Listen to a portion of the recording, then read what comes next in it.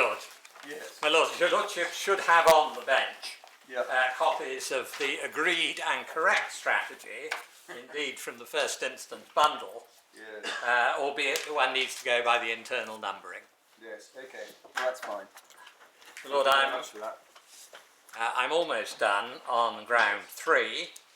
Two final matters. First, a further submission on the interpretation of the measure, and second, a submission on the admissibility, or as we would say otherwise, of the guidance, albeit, of course, as your Lordships appreciate, we submit in any event that the guidance does not assist the appellant. No, you've made submissions about that. I have indeed, my Lord, and I won't repeat those.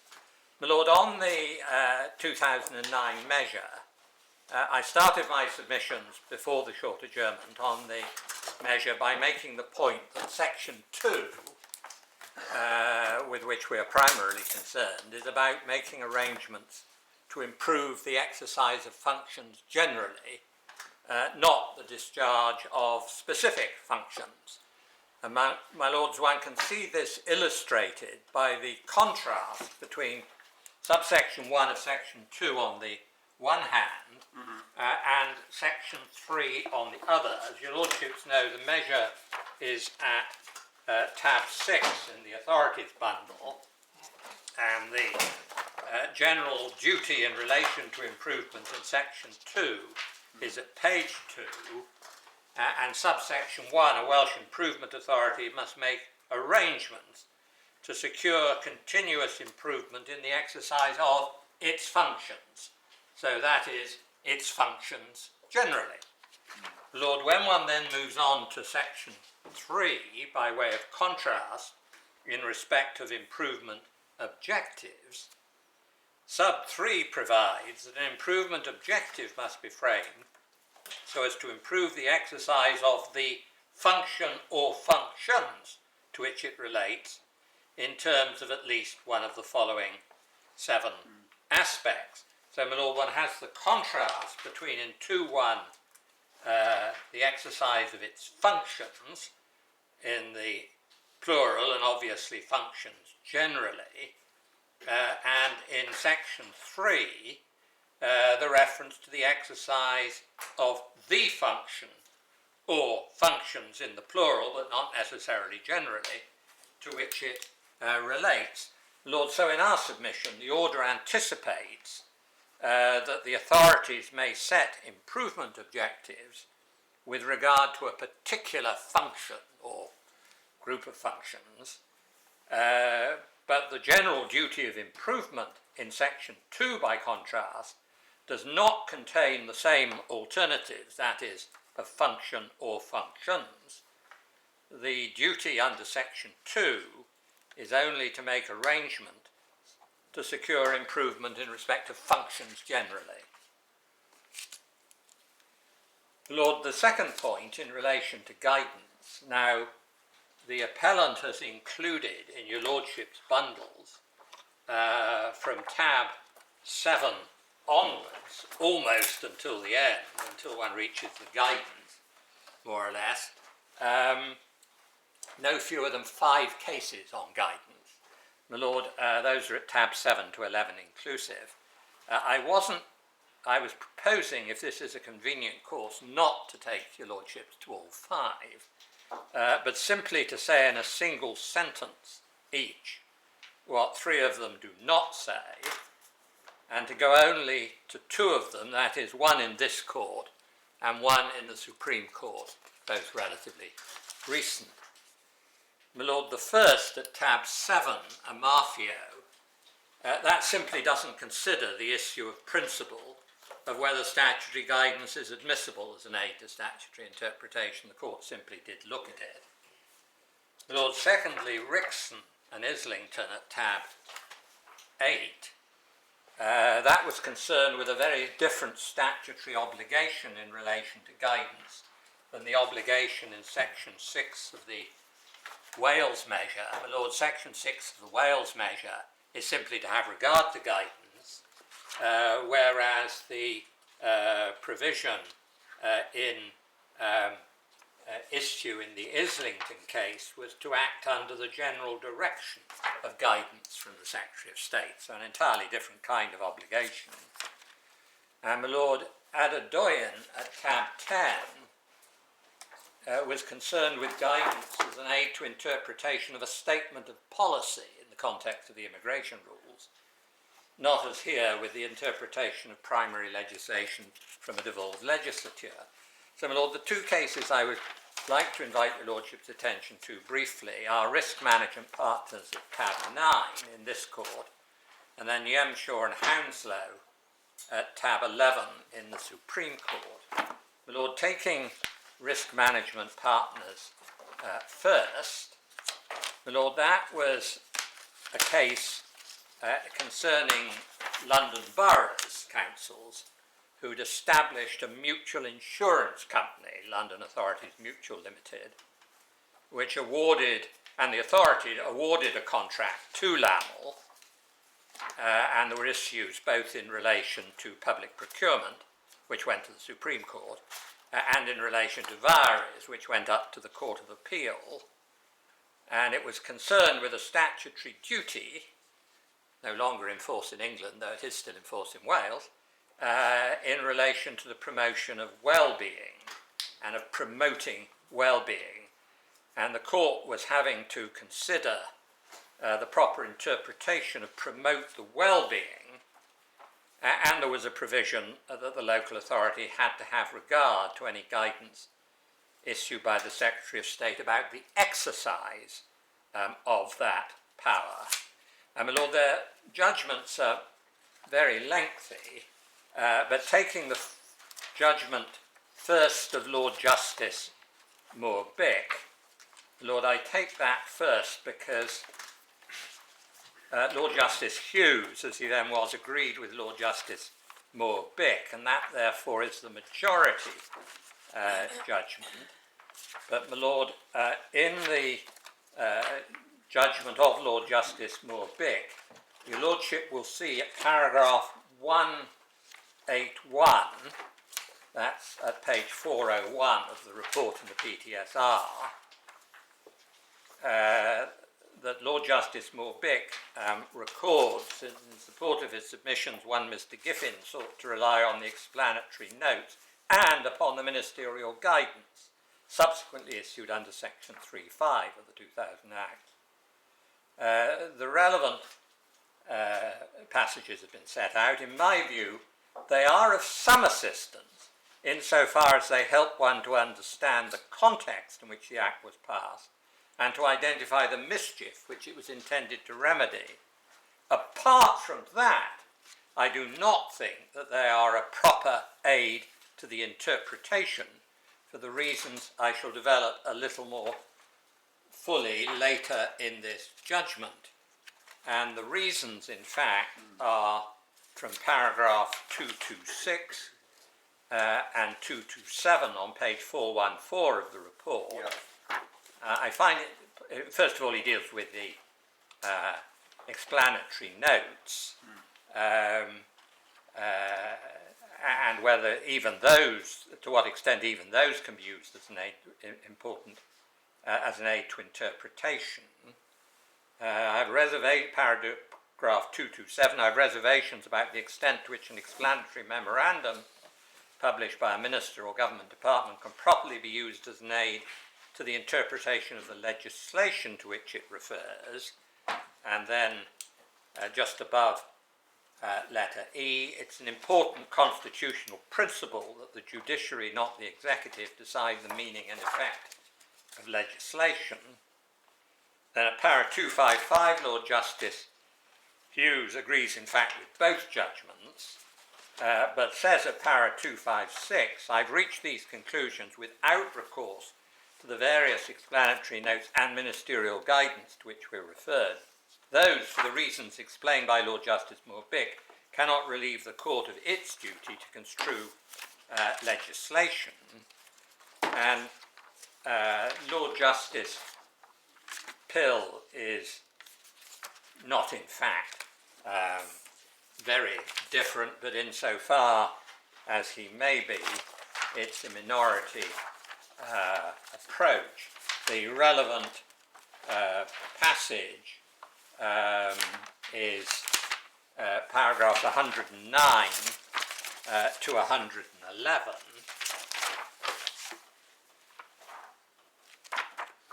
And in particular, at the end of paragraph 111 on page 385 of the report, he says it is still for the court to determine the meaning of the expression well-being, and guidance found by the court to be contrary to such construction is to be ignored. So that is to very much the same effect. And then, my lord, the Supreme Court at tab 11 in Yemshaw and Hounslow, my lord, the issue in that case was as to the proper interpretation. Well, one can take it from the very first paragraph of the leading judgment.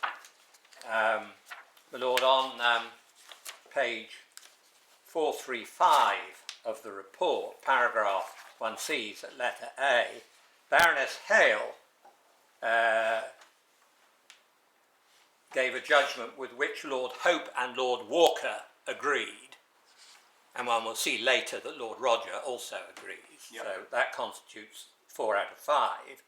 And paragraph 1, the issue in this case is what is meant by the word violence in section 177 sub 1 of the Housing Act of 1996. And the section in question, in the form at which it was at the material time, to page 437 of the report in paragraph 9. And the question, as Baroness Hale had explained in paragraph 1, the issue, was whether violence was limited to physical contact or included other forms of violent conduct. And Baroness Hale did indeed refer to guidance on page 442 of the report, as one sees in paragraph 24, which had begun on the previous page. But then in paragraph 25 says, however, it is not for the government and official bodies to interpret the meaning of the words which Parliament has used. So that is the statement of principle. Then one sees at paragraph 38 that Lord Roger agrees, albeit he adds a few comments of his own. And then finally one has Lord Brown, and that is the one that has been sidelined by the appellant, paragraph 56 on page 450, referring to the guidance. But he too says, and this is almost a dissenting speech, but he too says it is 4 lines in for the courts, not the executive, to interpret legislation. So that doesn't take the appellant very far in any event, even if it can be said to be at most persuasive of the meaning, as Lord Brown says at the third, on the third line of paragraph 56, he is in a minority of 1 in going even that far. So, my lord, in our submission the position is clear, that although there may be particular circumstances in which one can look at guidance, the general rule is that one cannot look at guidance as an aid to interpretation, and it is for the court to construe the meaning and not to do so by reference to extraneous material. Explanatory notes may be a different matter because they actually accompany the legislation, and although they're not approved by, they do go before Parliament when it is enacting, and travaux préparatoires, of course, may be of assistance, but not after the event guidance. But in any event, I don't want to dwell on this unduly because we submit when one looks at the guidance, it's of no assistance to the appellant whatsoever, and that their case is as misconceived on ground 3 as it is on the other grounds. Lord, unless I can assist your lordship further, those are my submissions. Thank you very much. Thank you. Lords, whilst you've got those authorities open to you, I think it might be helpful if I begin at the end, as it were, and just reply initially to what my own friend has said about Yes, Mr. about the authorities and the principles to be applied. I had rather assumed that he would accept that statutory guidance can be used as a persuasive assistance to the proper interpretation of statutes.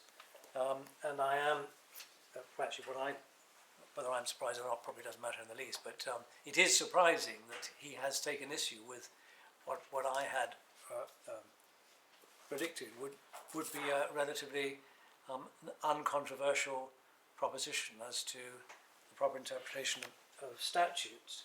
Of course, I don't take issue with the proposition that it is for the courts, not the executive, to interpret legislation.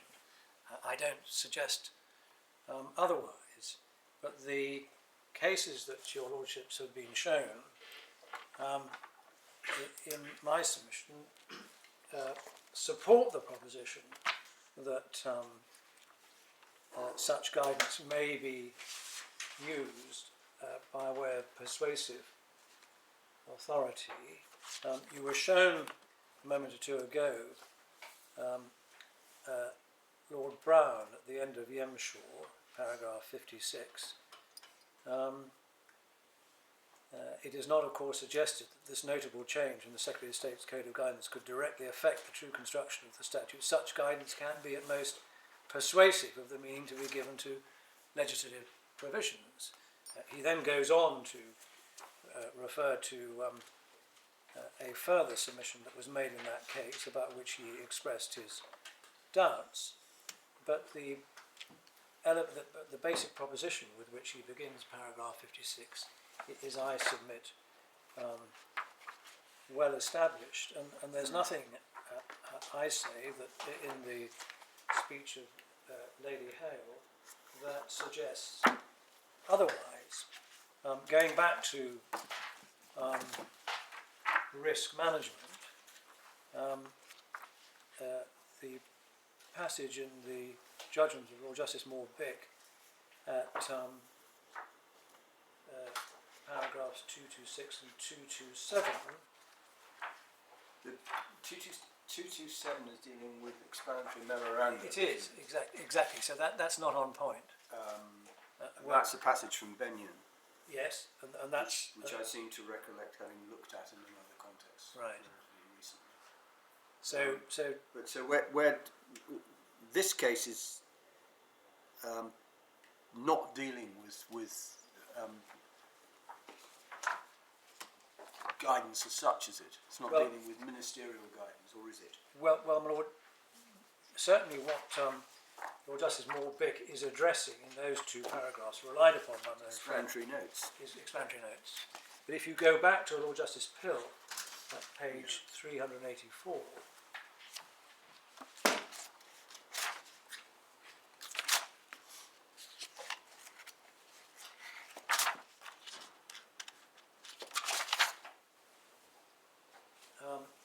we see in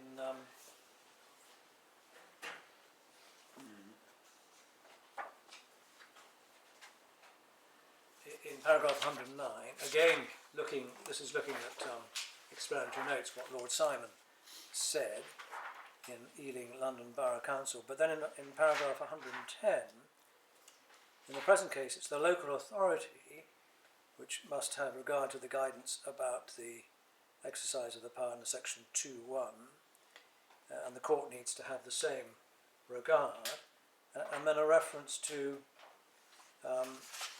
a quotation from Lord Justice Keane in the Wright case. It is, of course, for the courts and not the executive to interpret legislation.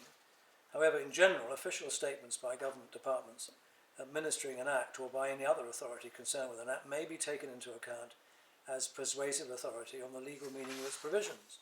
That is the principle stated by Benyon. So that would cover, obviously, statutory guidance, because that would be guidance issued by the relevant department. When you refer to statutory guidance, you're really meaning guidance issued by a department about the statute, Yes. not guidance which is required by the statute. I think I'm referring to both. The guidance of term 16 is in a sense voluntary. It is, yes. I mean, for present purposes, we're only concerned with the former, with guidance that the minister has chosen to issue. Some statutes give power require guidance to be issued by a minister. Yes, This doesn't. This is voluntary. It is. And on reflection, I accept that would fall into a different category. So paragraph 110, that passage from the judgment of Lord Justice Keene would apply to the guidance in the present case and supports the general, I would submit, elementary proposition that such guidance may be of persuasive authority. And then the authority behind tab 7, another decision of this court, all of which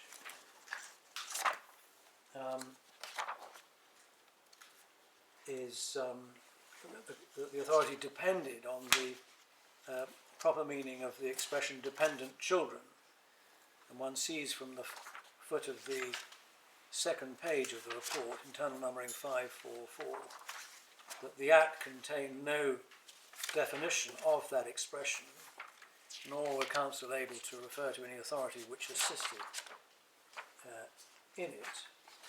But if you go over the page to the paragraph that's been sidelined, the court said broadly the same view of dependent children is taken in the current version of the Code of Guidance issued by the Secretary of State, to which a relevant authority must have regard in the exercise of their functions.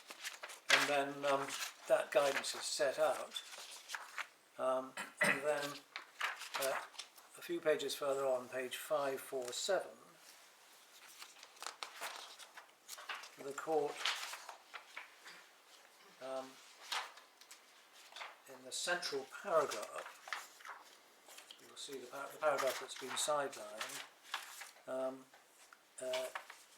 says, in my judgment, it was so entitled, that's to say, to find that the housing, that the child was not a dependent child, was so entitled because when section, in the relevant section, is read in context and having regard to what is said in the Code of Guidance, the housing authority is entitled to regard a normal child and so on. So the court in that case plainly did take into account the guidance when construing the section, and that's why I have submitted to your lordships that this court is entitled to do likewise in the present case.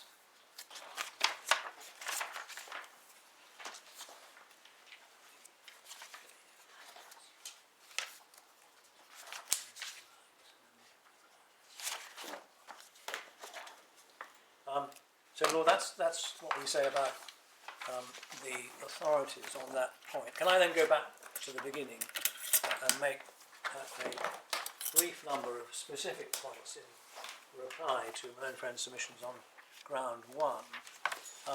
First, my own friend takes issue with our case on ground 1 solely on the basis that the strategy and the decision in the strategy don't amount to a firm decision, but represent nothing more than the setting out of a policy or a plan for the future.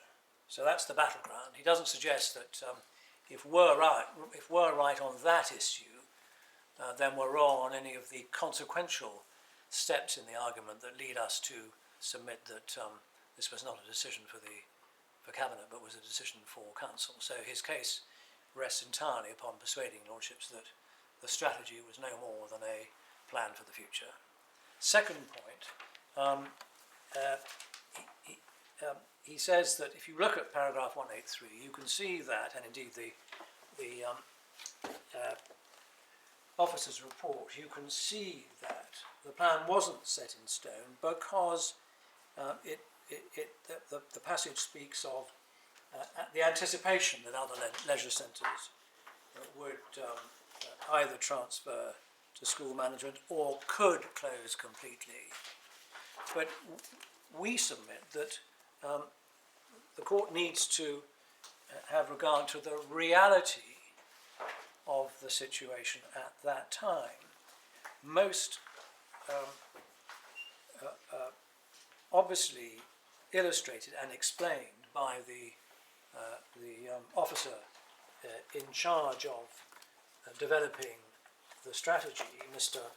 Hartshorn, in paragraph 17 of his witness statement at page 267 of the documents bundle. I've shown this to you before, and I propose not to show you any other documents. I hope that I've already shown it to the court, but this is, we submitted of some importance. Paragraph 17, he sets out that the strategy's focus is on these 4 strategic facilities, and concludes this represents, that's to say, focusing on just those 4, a fair and just allocation of resources that will deliver continued sport and leisure provision into the future for the benefit of all. And that, we say, that couldn't make it clearer that the Cabinet had decided on the 18th of November that thereafter they were not going to support any of the other centres. They made a fair and just allocation of resources.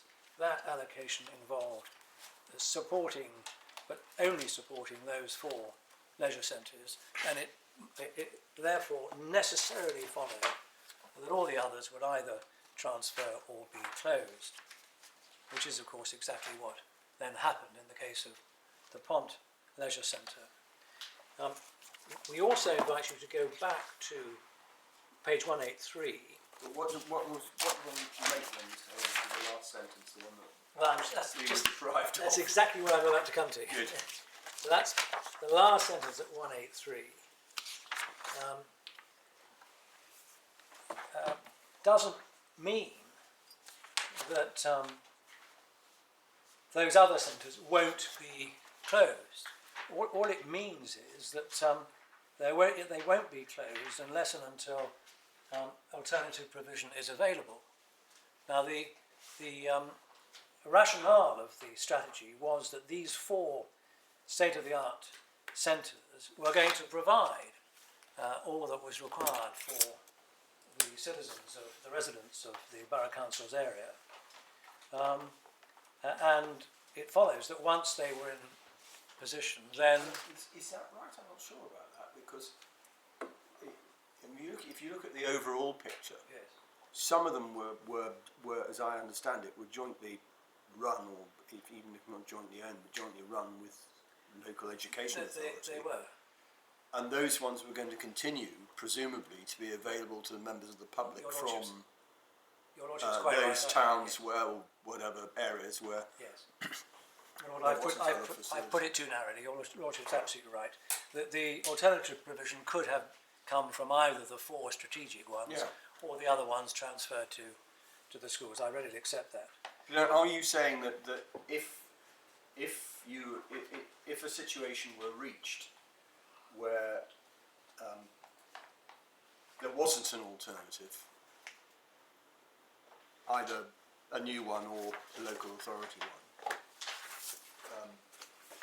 they still would close? Yes.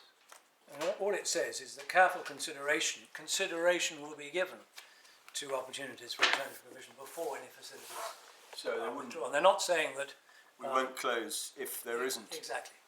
Yeah.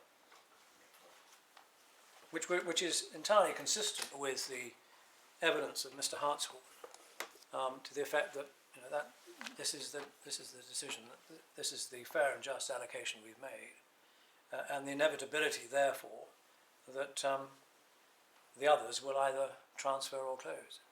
Does it not put it a bit high to say, as you did, that the decision was not to support the other centres, that's to say the 6, rather as distinct from the 4, because some of them were not going to close for some time, and therefore the council would continue to support them and spend money on them, presumably, at any rate until such time as they were eventually closed at some point during the 10-year period. Well, that I readily accept, and if I didn't, if in the way that I put it, may have suggested to the contrary, I don't suggest to the contrary. Thank you.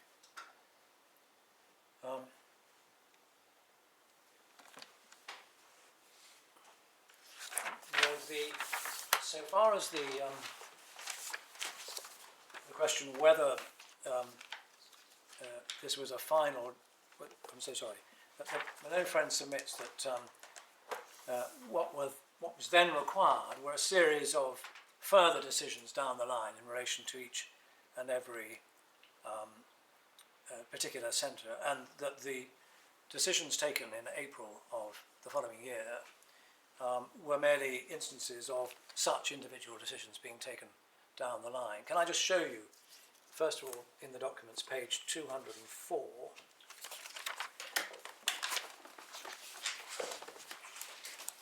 which is part of the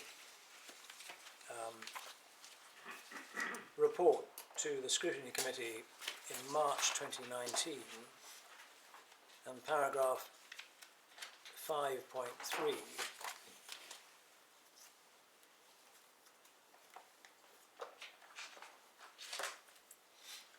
So this is putting the case for closing the Pont Leisure Centre. At the end of paragraph 5.3, Ponthla Fryth Leisure Centre is not one of the council's 4 strategic sites, and so on. So And so on. there we have the clear link, we say, the implementation of the decision taken in November of the previous year.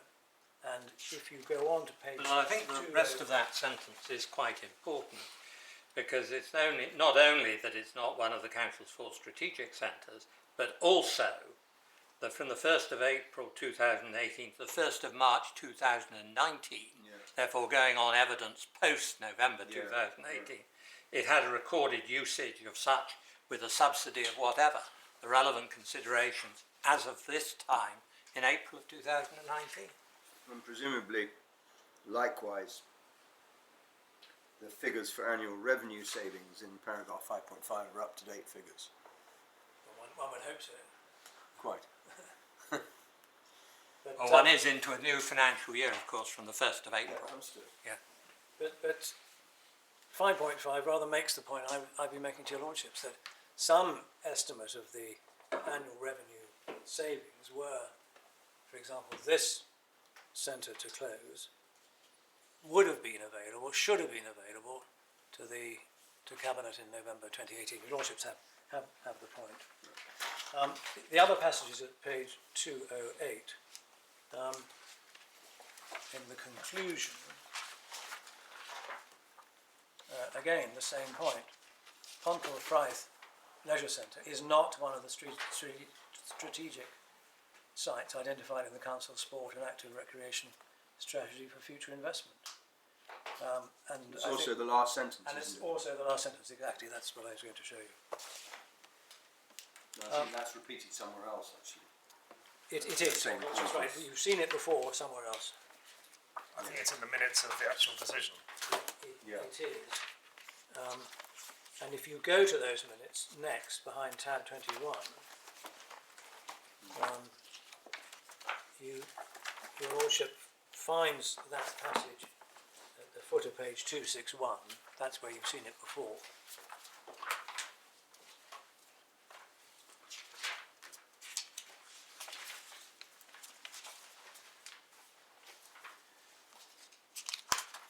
And if you then go back, if you would please, to 258 in relation to the investment of 550,000, you see the link again in paragraph 6, in the third paragraph, the Council's Sport and Active Recreation Strategy describes over 500 different sport and physical activity spaces across the county borough, including 10 leisure centres, with Newbridge Leisure Centre being identified as one of the 4 strategic facilities.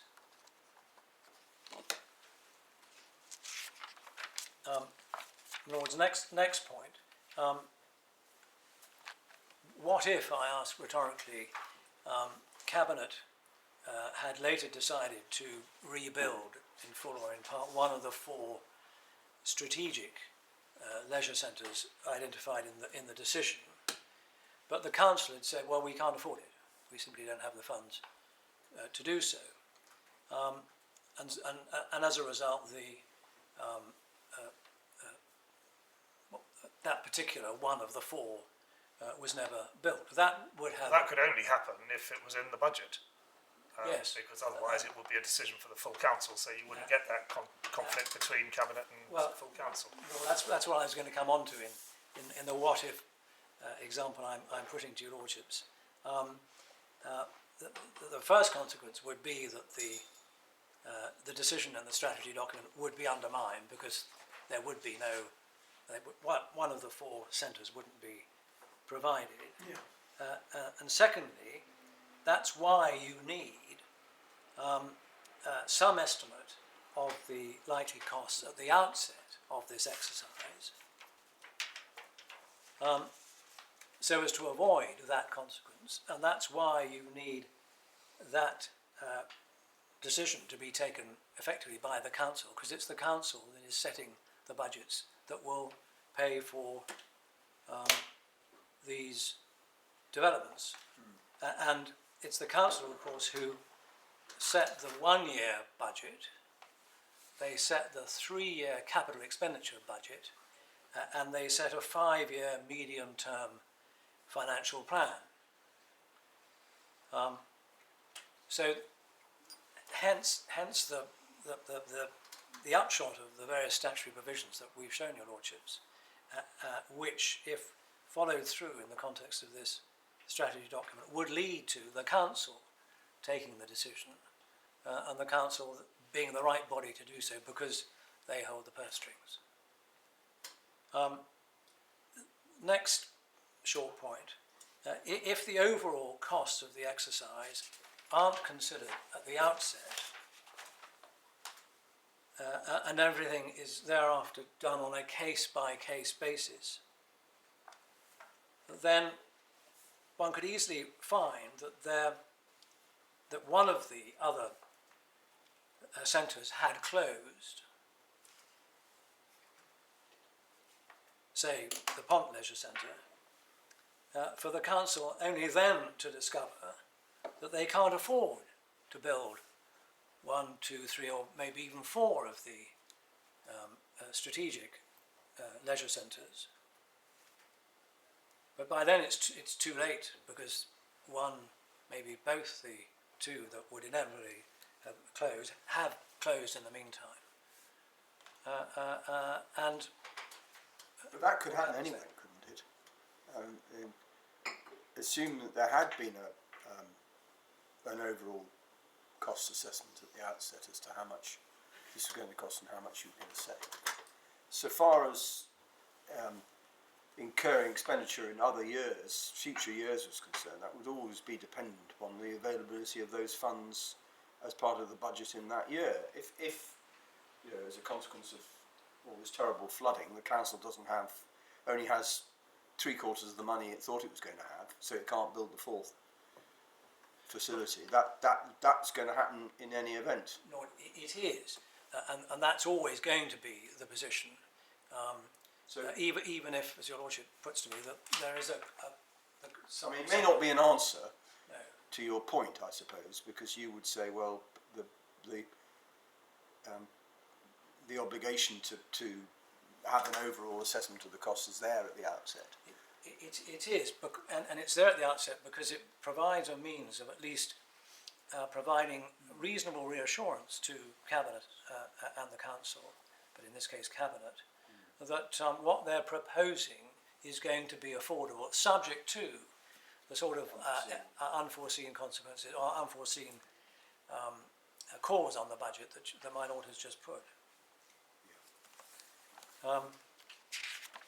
And what that means is that, and I'm afraid I made the point earlier, but I make it again, that unless that exercise was done at the outset, then it was never going to be done.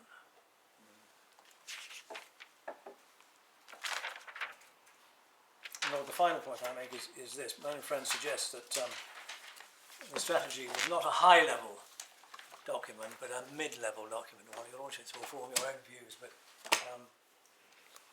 this is a 10-year strategy for the provision of all the community and leisure services of the council.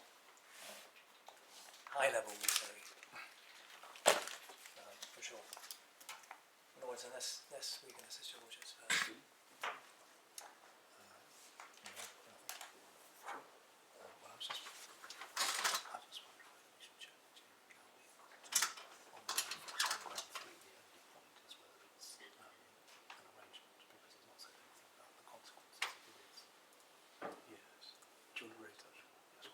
Yeah, just one point. Yeah, nothing further for you, Mr. Taylor. Thank you very much. I did want to ask Mr. Gowdy there, however, on ground 3, the only submission you've made, which you've made very forcefully, is that the strategy was not an arrangement within the section. You haven't said anything about what the consequences would be if we were to hold that it is. Mr. Havers says that in that event it falls foul of efficiency and consultation. I don't know if you want to say anything about that. Well, Lord, simply this, that I certainly don't accept that it falls foul on efficiency. What's the point you make in your skeleton argument? Indeed. My Lord, so far as consultation is concerned, as your Lordships appreciate, there was a consultation on the strategy. What I cannot go as far as to say is that there was a Section 5 measure consultation on the strategy, because that is a consultation with defined representatives. Yeah. And that type of consultation was not the kind of consultation that was carried out. But I do submit that there isn't a requirement to have two different sorts of consultation, and that the appropriate consultation in this case was the one that was conducted, and indeed that the submission that I did make this morning, that the representative parties, borough-wide representative parties, who are naturally enough to be the bodies consulted in relation to a borough-wide improvement arrangements policy, are not the bodies whom you would expect to be identified in relation to consultation on the specific closure of a particular leisure centre, or indeed of the closure of leisure centres generally. Lord, as to consequences, I say simply that the point really goes nowhere if one asks, well, what relief should flow from that? It's not easy to see that there has been any breach which really matters. Well, that's your point about there having been consultation in any event. Yes. With those who were affected. Yeah. Yes, all right, thank you very much. Is there anything you want to say? No, thank you.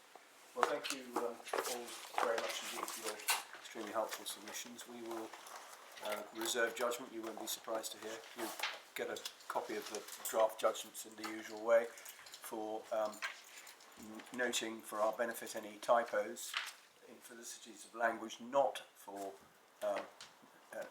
asking us to rewrite what we've written, as you both know very well. And if at the relevant time you can agree an order beforehand down, that would be helpful. No need for attendance when the judgment's handed down. Thank you. Thank you again.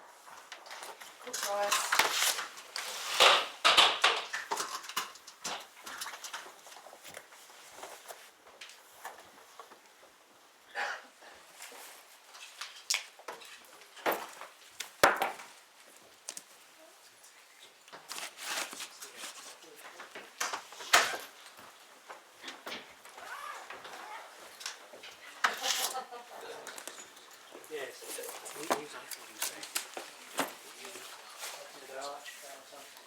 Yeah.